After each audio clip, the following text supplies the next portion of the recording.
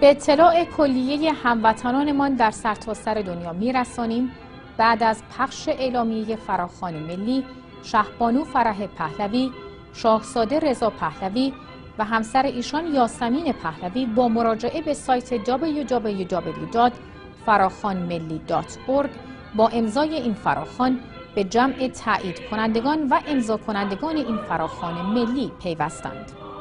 با درک شرایط حساس کنونی برای گذر دموکراتیک از حکومت استبدادی جمهوری اسلامی و برقراری حاکمیت ملی از همه شهروندان ایرانی باورمند به این منشور که بر یافتن راهی بدور از خشونت و مبتنی بر اعلامیه جهانی حقوق بشر تاکید دارند، دعوت به عمل می‌آید ضمن مراجعه به سایت www.farakhonmelli.org برای سازماندهی و تشکیل شورای ملی ایران به یکدیگر بپیوندند.